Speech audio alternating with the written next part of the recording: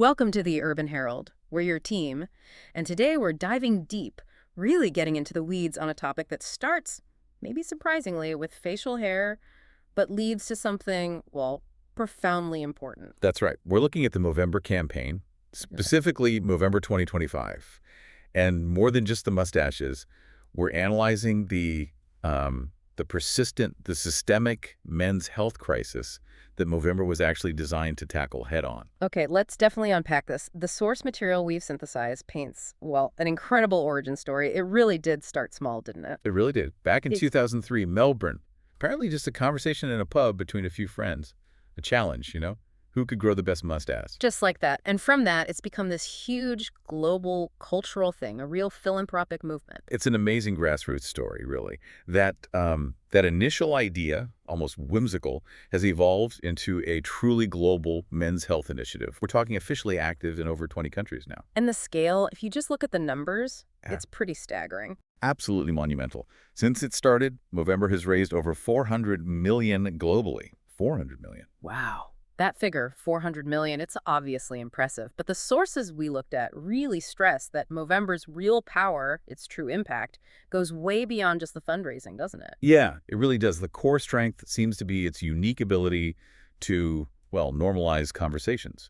Conversations about issues that, let's be honest, society and often men themselves have kept hidden for a long, long time. Right, hidden behind stigma, this sort of forced culture of stoicism. Movember almost acts like a visual permission slip, doesn't it? It's public, it's a bit humorous, and it allows men to actually talk about vulnerability. Exactly. And what's fascinating is how strategically focused it's become over those 2 decades. That initial, quite broad idea has now really honed in on 4 key global priorities.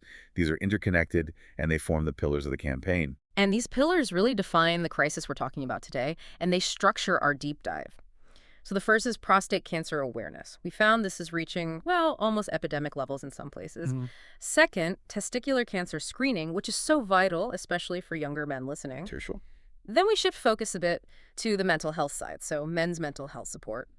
And finally, the fourth pillar, which is arguably the most urgent, the most tragic focus, male suicide prevention. 4 distinct challenges, but they all require this kind of collective integrated response. And to really get why Movember isn't just, a novelty charity thing, but actually a vital public health intervention, we first need to confront what the source material shows us about the global men's health crisis, the stark reality of it. Yeah, the sources we've synthesized, and they pull data from the UK, the US, global bodies. They really don't pull any punches here, do they? No, they absolutely do not. The statistics, they paint a picture that's frankly systemic. Men's health consistently gets less funding, less research, and critically, it's just less discussed compared to women's health initiatives. And that's not just random chance, is it? No, it's a reflection of systemic inequalities, things embedded in cultural expectations, societal structures, even how healthcare access points are set up. And the ultimate, really devastating outcome of this difference is just so clear in the data. Men die, on average, 4.5 years earlier than women. 4.5 years. And that gap, that mortality gap, it's largely driven by preventable causes.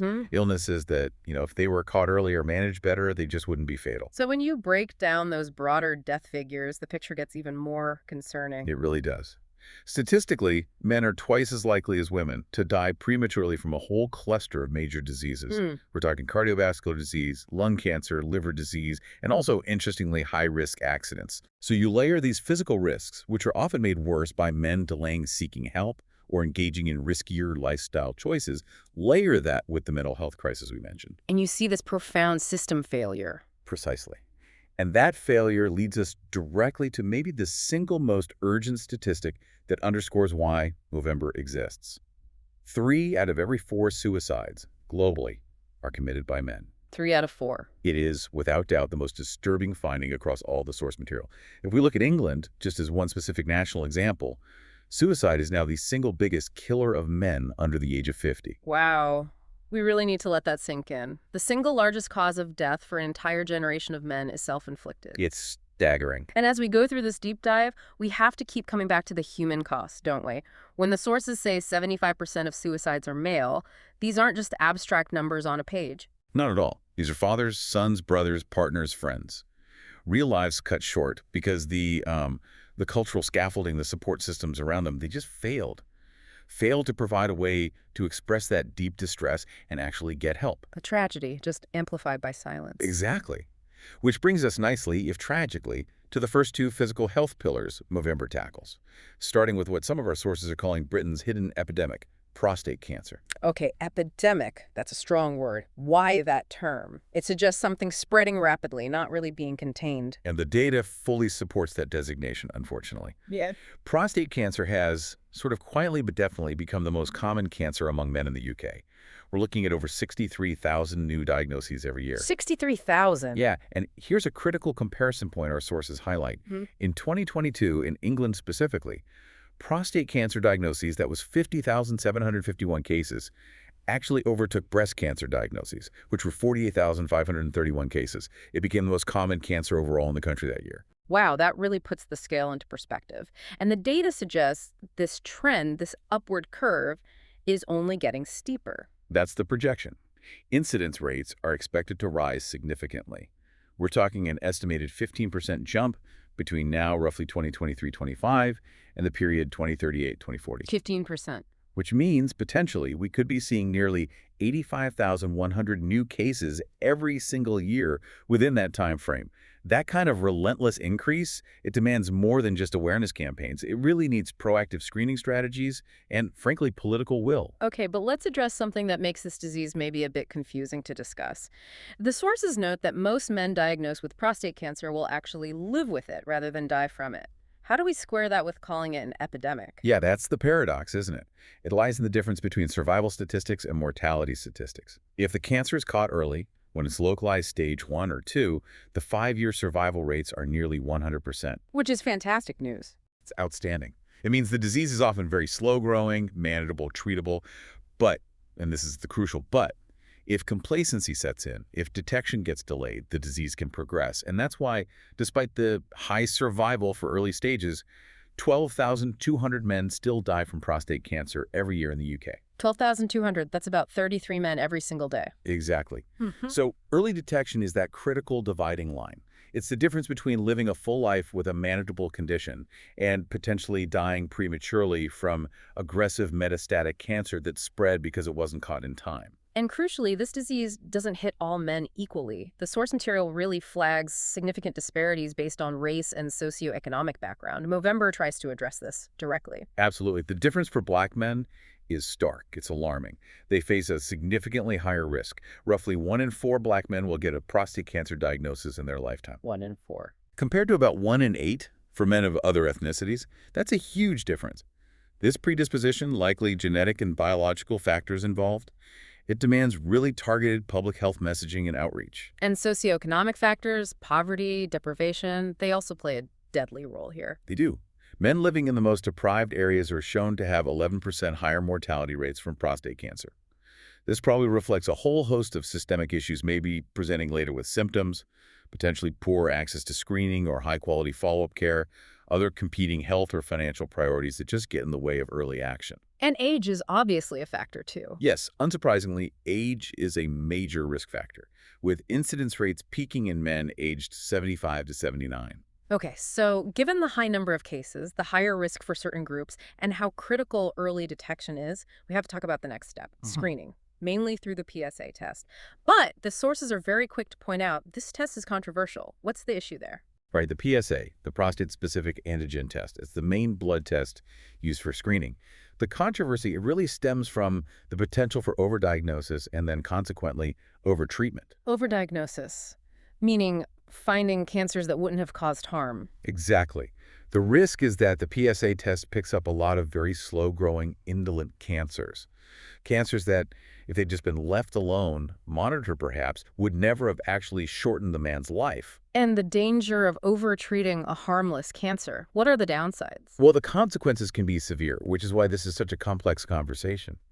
Treating prostate cancer, whether it's surgery or radiation, carries real risks of significant side effects. Things like long-term urinary incontinence, erectile dysfunction, these can profoundly impact a man's quality of life. So it's a difficult balance. It really is. The source material suggests the medical community is moving more towards a careful, risk-stratified approach to screening. Not just a blanket, everyone get tested. So for you listening, what's the practical advice here, given this risk-benefit calculation? Look, the advice has to be conditional. It really requires a shared decision, a proper conversation between you and your doctor. Because of that significantly higher risk we mentioned, Black men are generally advised to start discussing screening with their doctor from age 40. Okay, age 40 for Black men. For all other men, the conversation is usually recommended from age 50 onwards. But, and this is absolutely vital, the decision to test must come after a detailed, transparent discussion. You need to understand both the potential benefits of catching cancer early and the potential harms of maybe having an unnecessary biopsy or surgery or treatment for a slow-growing cancer. So it's about informed choice.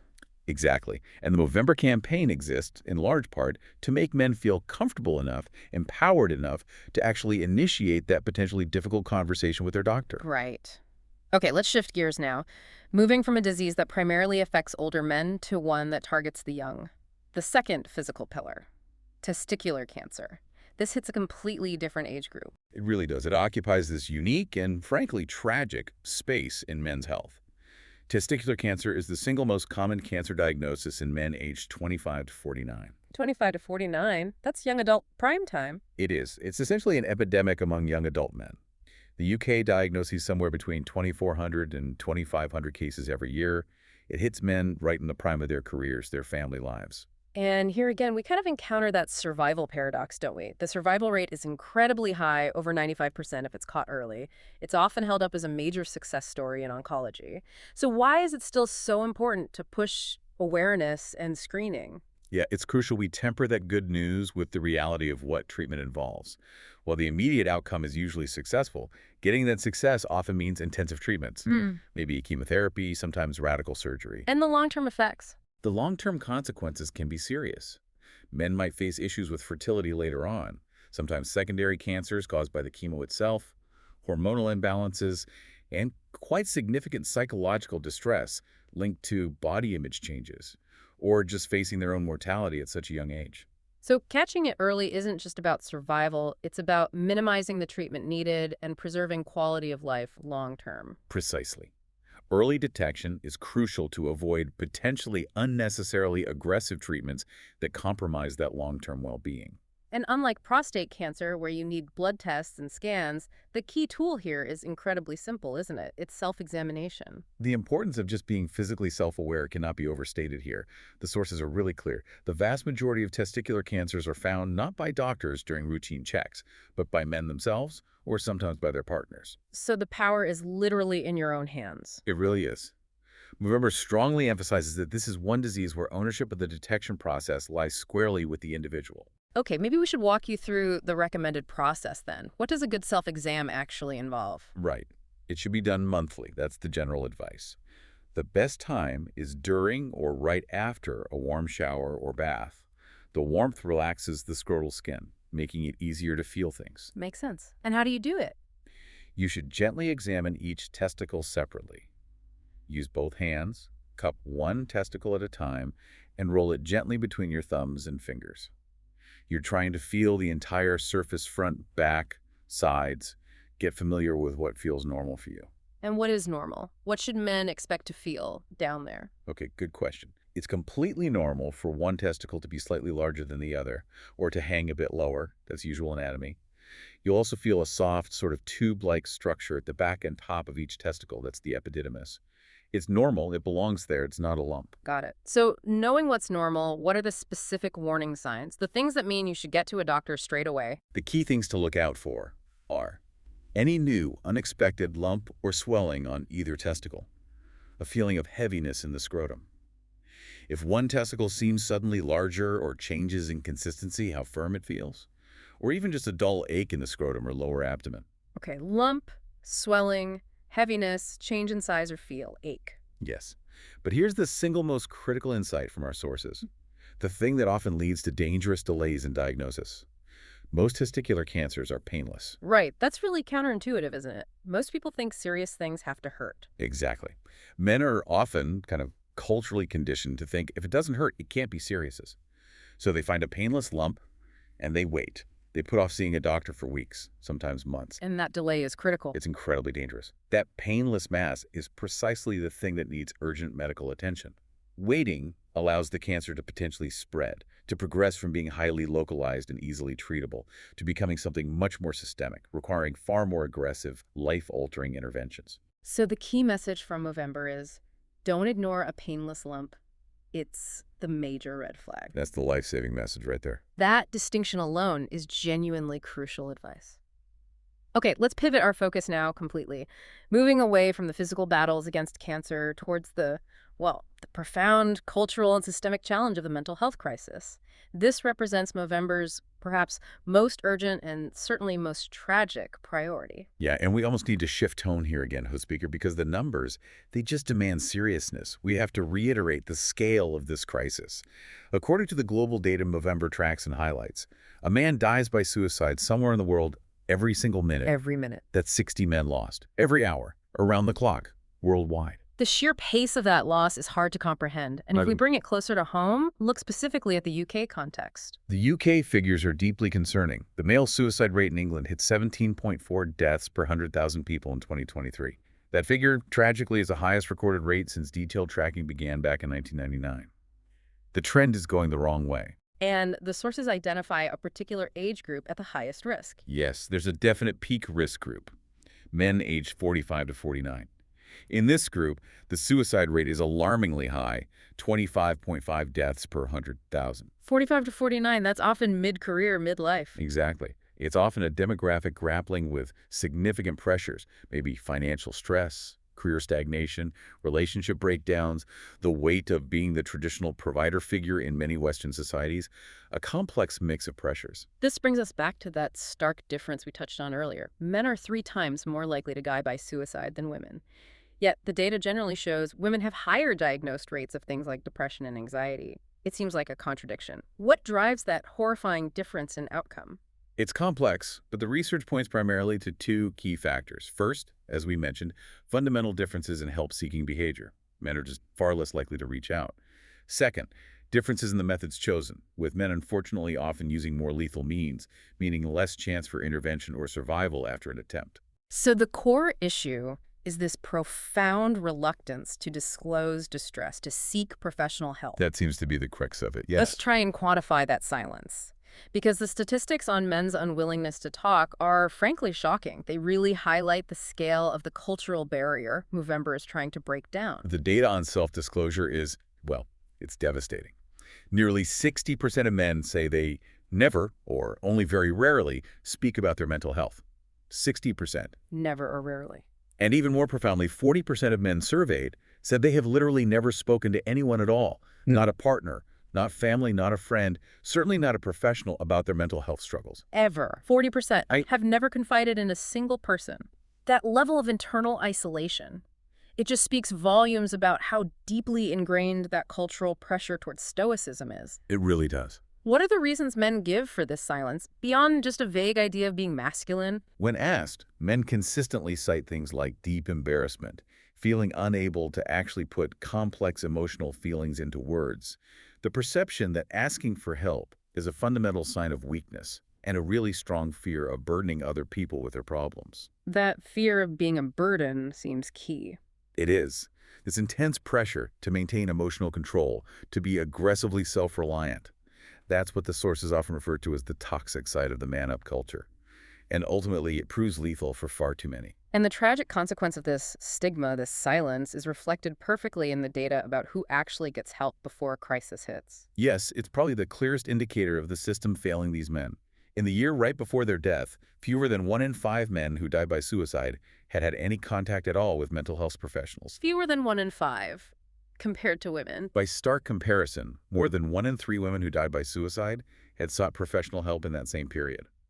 The silence directly blocks access to care, and without access, there can be no timely intervention.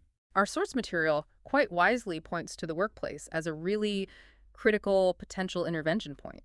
Given that many men spend so much of their waking lives there, work-related stress is often a huge factor, isn't it? It's a major, quantifiable, and crucially, a modifiable driver of poor mental health. Work-related stress, often alongside depression or anxiety, is estimated to affect around 875,000 workers every year in the UK alone. $875,000. And the cost? The cost is staggering. It translates into roughly 17.1 million lost working days per year. That's a massive economic impact, besides the human one. And certain jobs carry much higher risks than others. Yes. The data pinpoints specific sectors. Construction is a major one. Men working in construction are 3.7 times more likely to die by suicide than the national average for men. 3.7 times. Why such a high risk there? It seems to be a perfect storm of factors.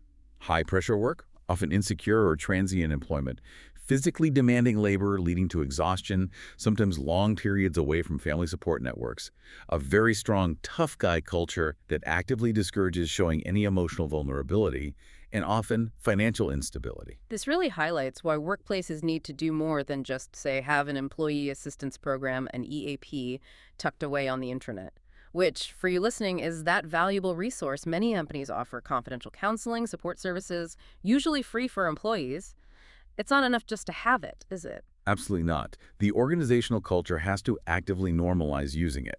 It has to be proactively designed to prevent burnout, to tackle those feelings of inadequacy or failure that can often precipitate a mental health crisis. And normalization has to come from the top. The sources really emphasize this. It has to be visible. Workplace wellness needs to be an active, stated priority championed by leadership, not just a footnote in an HR policy document somewhere. And Movember provides a great vehicle for companies to start doing that visibly. Okay, so we've systematically laid out the crisis across these 4 pillars: prostate cancer, testicular cancer, mental health support, and suicide prevention. Let's pivot now to the positive side, to the action. Movember is fundamentally about moving from just understanding the problem to actively getting involved, generating those conversations, raising funds. Exactly. This is where it becomes really practical and accessible for absolutely everyone listening. The campaign offers 4 really clear, distinct ways you can participate and make a difference. Okay, path number 1, the absolute classic, the most iconic, growing a mustache. This is the original conversation starter, isn't it? Instantly signals you're involved, you care about the cause. It's the original symbol. And for anyone thinking about taking the plunge from Movember 2025, the source material has some great practical tips. Rule number 1, you have to start the month completely clean-shaven. November 1st, shave it all off. That gives you a clean slate for uniform growth. Ah, yes, the clean slate. But then comes the infamous first week, the itchy phase, where many a Mo bro has faltered. Perseverance is definitely key. To help get through it, the advice is actually to prep your skin before November even starts. Exfoliate, moisturize regularly. Then, during that first itchy stubble week, use beard oils or good moisturizers religiously. It does get better. Good to know. And then? By about week 3, you start getting some real structure. And by week 4, you can really have fun with it. Maybe style it into a handlebar, go for a classic chevron, perhaps a distinguished pencil-thin look. The mustache itself becomes this walking, talking billboard for the 4 key health issues Movember tackles. Okay, but growing a mo isn't for everyone. Not everyone can or wants to. And crucially, women are absolutely vital to this campaign. So the second major pathway is move for mental health. All right, this one is brilliant because it's deeply symbolic but also very actionable. The challenge is to commit to covering 60 kilometers over the 30 days of November. 60 kilometers. And that number isn't random, is it? No, it's deliberately chosen.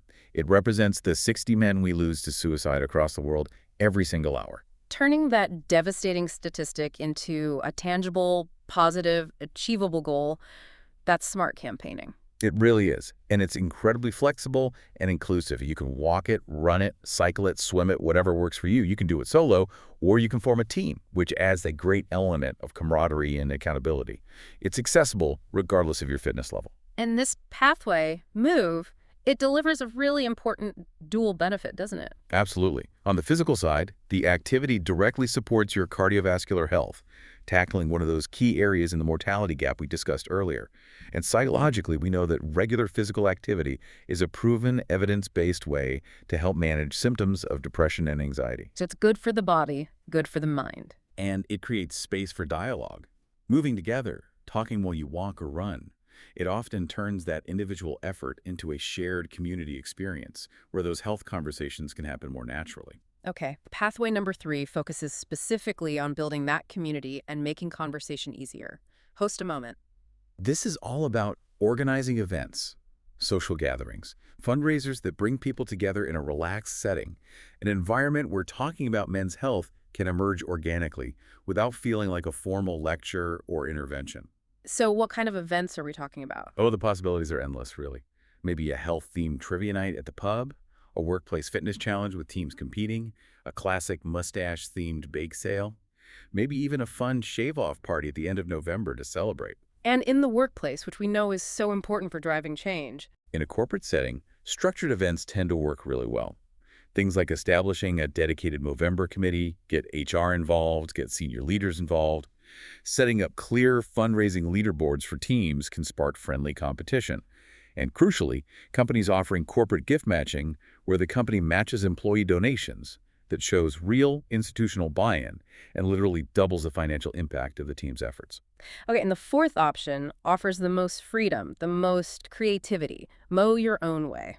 This one basically says, use your own unique talents, your passions, your hobbies, and turn them into a Movember challenge. Be creative. So examples. The sources mentioned all sorts. Musicians hosting Movember-themed concerts or gigs, artists creating themed artwork or galleries to raise funds, gamers doing 24-hour charity streaming marathons. Anything goes, really. It ensures that absolutely anyone, whatever their interests or abilities, can find a meaningful way to contribute that feels authentic to them. And we absolutely have to reiterate this point. The crucial role of women the Moustaches, as Movember calls them. They are completely essential to the campaign's success, aren't they? Absolutely integral. They champion the Move Challenge in huge numbers. They organize countless moment events. They manage fundraising teams. They raise vital awareness within their own social and professional networks.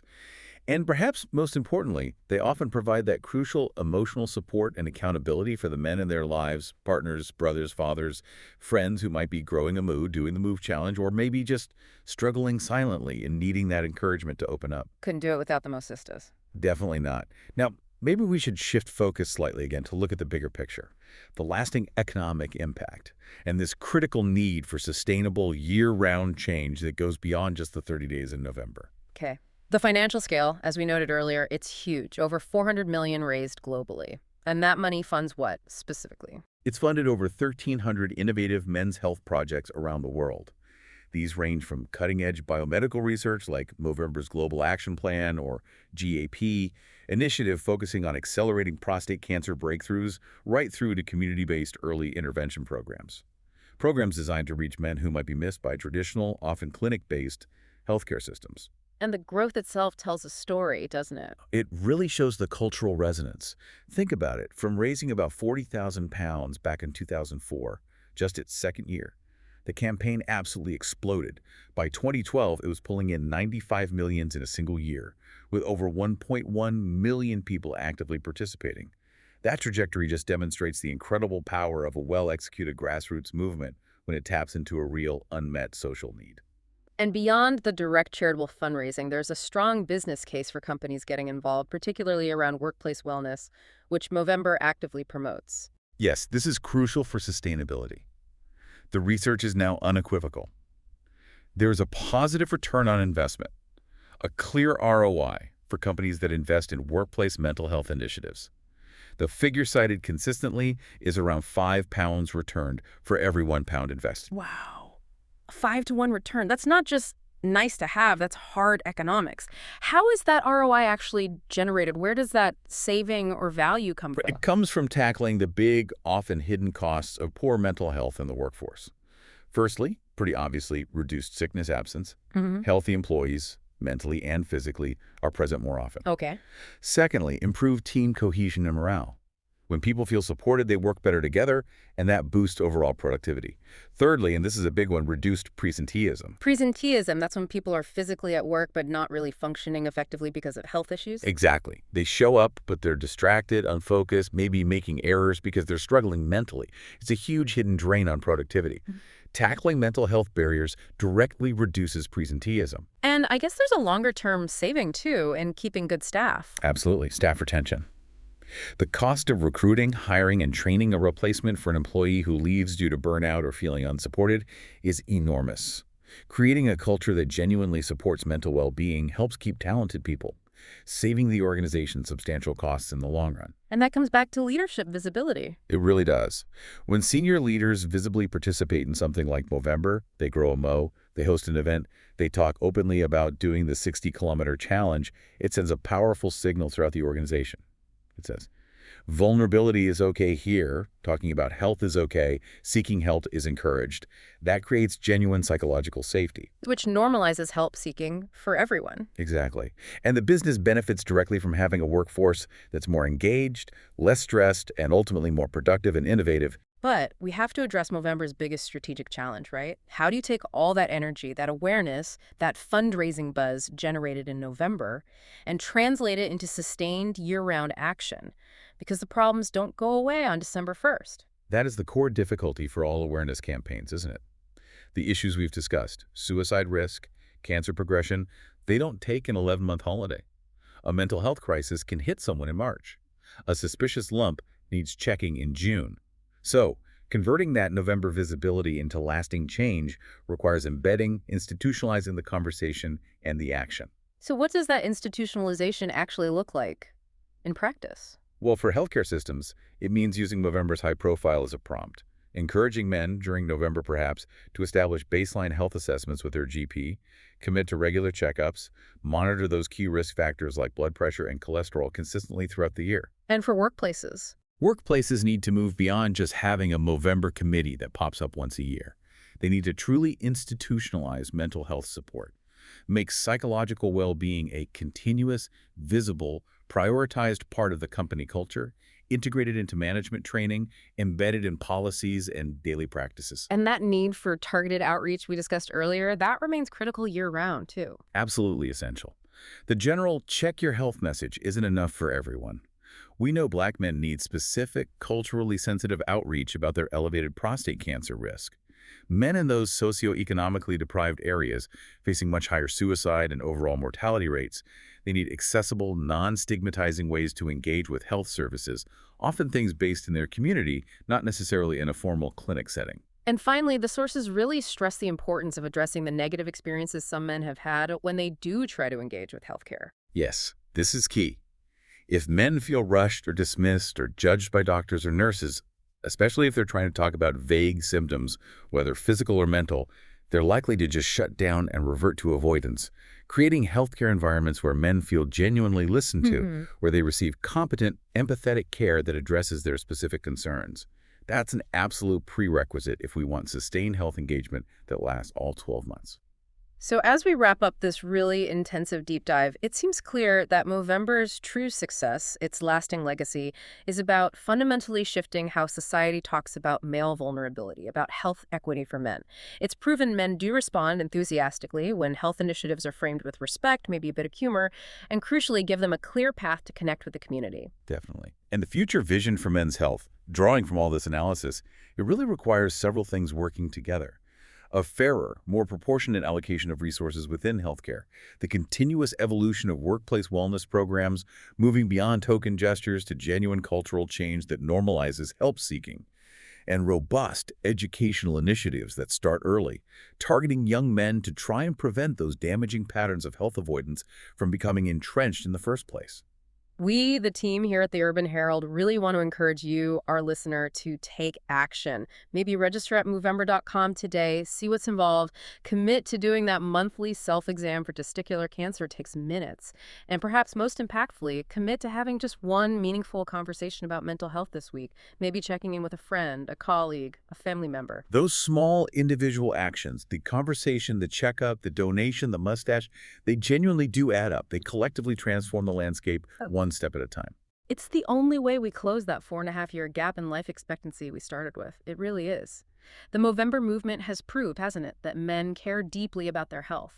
They just needed the permission, maybe, and a clear pathway to act on it. So here's a final thought for you to ponder. If strength and vulnerability are now becoming compatible concepts, even in the workplace, thanks partly to campaigns like this, what deeply ingrained cultural stereotype about male stoicism is the next one to fall? And what profound impact could that final cultural shift have on preventative health for everyone within the next decade? A powerful question to end on. Thank you for joining us for this crucial deep dive. We appreciate you tuning in. We'll see you next time on the Urban Herald.